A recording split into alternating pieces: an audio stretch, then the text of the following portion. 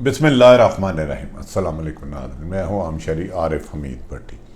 नाज़रीन, आज वज़ीर आज़म पाकिस्तान को ख्याल आ गया कि पाकिस्तान का अमन व अमान 48 घंटे से ख़राब है और उन्होंने तहरीक लब्बैक पे पाबंदी लगाने का फ़ैसला कर लिया। दूसरी तरफ अमेरिकन सदर जो बाइडन ने जो अफ़गानिस्तान के साथ एग्रीमेंट किया था कि 1 मई 2021 को फ़ौजें वापस चले जाएंगी, आज उन्होंने कहा हम वापस नहीं जाएंगे, इसकी डेट एक्सटेंड कर दी। उसको तालिबान ने मानने से इनकार कर दिया। तीसरी अहम तरीन खबर, अपोजिशन लीडर मुस्लिम लीग नून के सरबराह शहबाज शरीफ की आज मनी लॉन्ड्रिंग केस में ज़मानत हो गई। लग रहा है कि इनके खिलाफ एक और केस कर दिया गया है। लग रहा है कि कोई अहम जो था उसको एक वहम था कि वो बड़ा अहम था, अब वो अहम नहीं रहा। समझदार कहते हैं मुझे एक वहम था, मैं बहुत अहम था, लेकिन कई अहम कब्रिस्तान की मिट्टी में दफन हो चुके हैं। हर एक की वक्त के साथ ज़रूरत है। नाज़रीन, जब कोई हुकूमतें बर वक्त फ़ैसला नहीं करती, कानून हरकत में नहीं आता, कानून ताकतवर और का ताबे होता है, ग़ुलाम होता है, उसकी ख्वाहिश के मुताबिक चलता है, तो मुल्क में नारकी फैल जाती है। ये कमज़ोर हाकमों की निशानी होती है। कानून जब चंद गुलाशक खुदसों का ग़ुलाम बन जाए, आइन और कानून की चलने की बजाय चंद अफसरान के ग़ुलाम बन जाए, तो उस मुल्क में अफरा तफरी, अनारकी, लोगों के हुकूक सलब करना मामूल बन जाता है। लेकिन बदकिस्मती है कि हमारे हाकम समझते हैं कि उन्हें प्रोटोकॉल मिल गया तो उनकी जिम्मेदारी पूरी हो गई। नाज़रीन, तहरीक लब्बैक एक बनी जिसने 2018 के इलेक्शन में हिस्सा लिया। इसके पहले अमीर मौलाना खादम रिजवी साहब थे जो इंतकाल कर गए। उसके बाद एक खाकों पर एहतजाज हुआ, कई एहतजाज हुए। हुकूमत ने इसको मेरे ख्याल में गलत डील किया, लेकिन इसका ये हरगिज़ मकसद नहीं कि मेरे नबी पाक मोहम्मद सल्लल्लाहु अलैहि वसल्लम की नाम के लेने वाले शख्स मेरे मुहाफ़ज़ों पर पुलिस वालों को मारें, पूरे के पूरा शहर बंद कर दें, गाड़ियों में बच्चे पैदा हों, मरीज़ अस्पतालों में एम्बुलेंसों में मर जाए और लोग अपनी मंजिल पर ना पहुँचे, ख़वातीन बच्चे चीहें, लोगों की गाड़ियाँ ख़राब हो जाए, ज़िंदगी अजरन हो जाए, क़यामत के मनाजर देखे सड़कों पर। ये तो मेरे नबी का इश्क नहीं है। मेरे नबी का इश्क है लोगों के लिए बेहतरी पैदा करो, मेरे लोगों का है। लेकिन मुझे समझ से नहीं आती, आज कहा जा रहा है वज़ीर आज़म पाकिस्तान सोशल मीडिया पर अमन व अमान के मुतालिक पॉलिसी बयान देंगे। पहले वज़ीर आज़म सब फैसला करें कि उनके साथ गलत मुआहदा किसने किया, क्यों किया। इसमें जो नुकसान हुआ है, जितने ज़िम्मेदार मुजाहिरीन हैं उतने ज़िम्मेदार हाकिम वक़्त भी हैं। इन्होंने उनको अगर साद रिजवी को गिरफ़्तार करना था तो उसका अरेंजमेंट क्यों नहीं किया। इस दौरान जो लोगों को परेशानी हुई, हाकिम वक़्त इसकी जवाब देने से बचत नहीं हो सकती, इन्हें जवाब देना होगा। आज नहीं तो रोज़े अशर वाले दिन होगा। सानिया मॉडल टाउन में हुकूमत ने नवाज शरीफ की हुकूमत ने 14 लोगों को शहीद किया, 100 लोगों को गोली मारी, आपको कोई नहीं पकड़ सका उस वक़्त के वज़ीर आला को। आज उसकी ज़मानत हो गई शहबाज शरीफ की मनी लॉन्ड्रिंग में भी। लेकिन एक रोज़े अशर भी अदालत है, वहाँ तुम्हें नहीं छोड़ेगा कोई। एक एक जुल्म का हिसाब दोगे जो भी हाकिम वक़्त रहा है, जिसके पास भी कानून की ताकत है। कानून का गलत इस्तेमाल से बड़ा जुल्म हो ही कोई नहीं सकता। एक बेहक गुनाह, एक नाहक का कत्ल पूरी इंसानियत का कत्ल है। ये इस पाकिस्तान में मामूल बन चुका है, नाहक इंसानों के ख़िलाफ़ मुकदमात करना, कत्ल व गारत करना, और नाम कभी जमहूरियत का लेना, कभी मज़हब का लेना, कभी किसका लेना। लेकिन ये चंद बेज़मीर ब्यूरोक्रेसी ने किया है। 80% 90% में वज़ीर आज़म साहब मौजूदा ब्यूरोक्रेसी को अपना ज़ाती या हाकिम वक़्त का गुलाम बना लें, लेकिन 20% लोग अवाम के लिए भर्ती कर दें जो अवाम के दुख दर्द का मदावा करें, उनकी शिकायत सुने। आपकी आला अफसर सरकारी 90% लोगों से नहीं मिलते, इन्हें ख़त्म करें। अब आपने फरमाया है कि मैं बयान दूंगा, अमन व अमान कायम करना आपकी ज़िम्मेदारी है, इसके जवाबदेह आप है। दूसरी तरफ नाज़रीन, आप जानते हैं दोहा में एक मुआहदा हुआ था तालिबान में और अमेरिका में इसमें मुख्तलिफ ममालिक शरीक हुए और फैसला ये हुआ था कि 1 मई 2021 को अमेरिका और UNO की फ़ौजें अफ़गानिस्तान से चले जाएंगे और वहाँ अमन कायम होगा। लेकिन अब अमेरिका के सदर जो बाइडन ने इससे इनखराफ कर दिया है और उन्होंने कहा है 20वीं सालगिरह यानी कि 11 सितंबर 2021 को हमारी फ़ौजें जो 2500 अमेरिकन फ़ौज है वो वापस जाएगी और UNO को भी नहीं जाएगी। ये दोहा मुआहदे की वायलेशन है।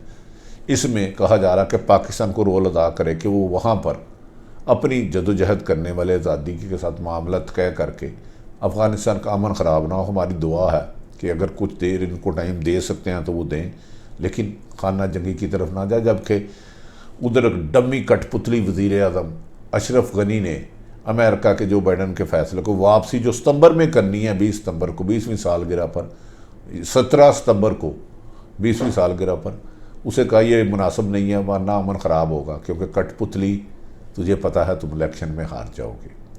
कभी भी जबर और जुल्म से हाकम तो बना जा सकता है लेकिन अमन कायम नहीं किया जा सकता। ये दुनिया की कोई भी रियासत हो। पाकिस्तान के साथ 72 सालों में भी यही हुआ। ताकत से, ज़ोर से, जबर से, जुल्म से, इलेक्शन के नाम पर, वोट के नाम पर हाकम तो आ गए, लेकिन हुकूमत तो ले ली, प्रोटोकॉल तो ले लिया, लेकिन जिम्मेदारियाँ नहीं ली। यही वजह है कि हम आज इस करब में गुजार रहे हैं। हमें यकीन है कि अफ़गानिस्तान का अमन ज़रूरी है इस रीजन के लिए, और उसके लिए सिर्फ़ और सिर्फ पाकिस्तान की आर्मी का कमर बाजवा अहम मुलाकातें कर रहे हैं। और हमें यकीन है कि अफ़गानिस्तान में अमन कायम पाकिस्तान की वजह से होगा और इसका क्रेडिट पाक फ़ौज को जाएगा, कमर बाजवा साहब को और DGIS और पूरी फ़ौज को, कांस्टेबल से लेकर आर्मी चीफ तक। नादरीन, हमें यकीन है कि इस सिलसिले में आर्मी चीफ मज़ीद मुलाकातें करेंगे और वो अफ़गानिस्तान में मुख्तलिफ लोगों से जो स्टेक होल्डर है उनके साथ राब्ते में है। और भारत इस दौरान कोई भी अपनी ताकत का नजायज़ इस्तेमाल नहीं कर सकेगा। तीसरी तरफ हम आ जाते हैं कि मोहतरम शहबाज शरीफ साहब की आज ज़मानत हो गई। शहबाज शरीफ साहब को गिरफ़्तार किया गया 28 सितंबर 2020 में मनी लॉन्ड्रिंग केस पर कि उन पे बेनामी अकाउंट है और उसके बेनामी अकाउंट, गुमनाम अकाउंट अरबों रुपए के आए। लेकिन आज मोहतरम अदालत हाई कोर्ट की ने उन्हें ज़मानत दे दी। अब कहा जा रहा है उनका सियासी किरदार अहम होगा। इस किरदार के लिए इसलिए कहा जा रहा है कि कुछ हुक्मरान वक़्त जो उनको लाए थे उनको धमकियां दे रहे हैं कि मेरे बगैर मुल्क नहीं चल सकता। शहबाज शरीफ फौरी तौर पर रिप्लेसमेंट नहीं है, ये मेरी इन्फॉर्मेशन है, किसी भी कीमत पर रिप्लेसमेंट नहीं है, लेकिन उनके साथ हाल हल्का रखा जाएगा। शहबाज और हमजा शहबाज के साथ नरम रवैया रखा जाएगा ताकि सियासी मुल्क में इस्तेकाम पैदा किया जा सके।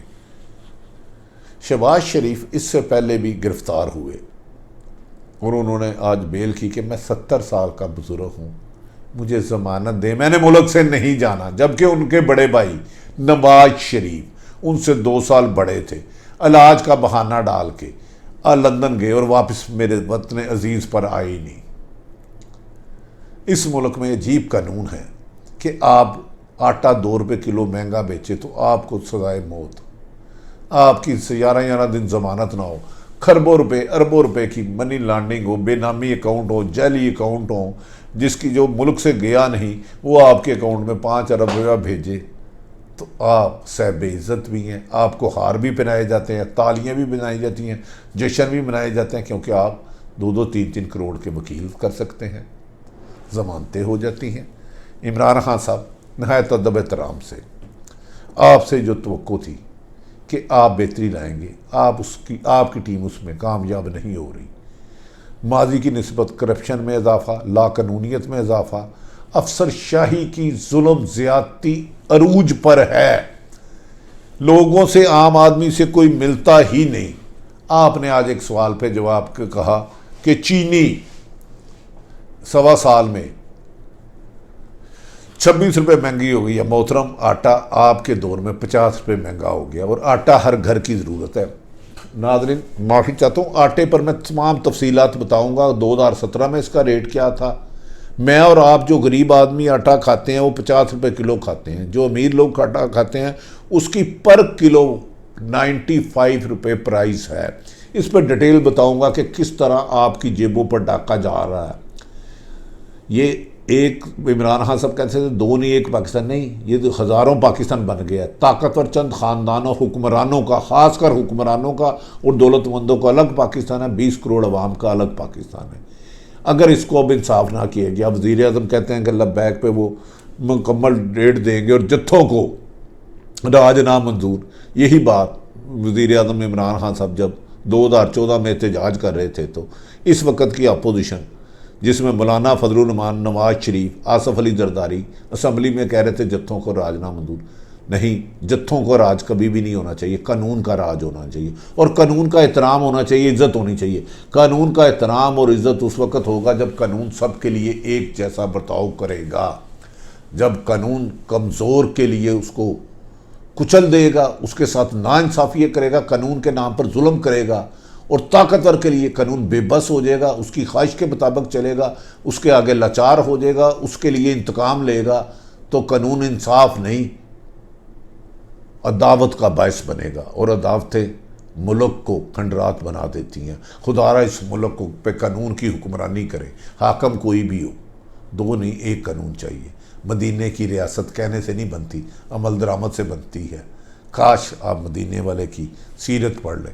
नाज़रीन, मैंने मुख्तलिफ़ पहलुओं पे आपको थोड़ा सा गौर किया।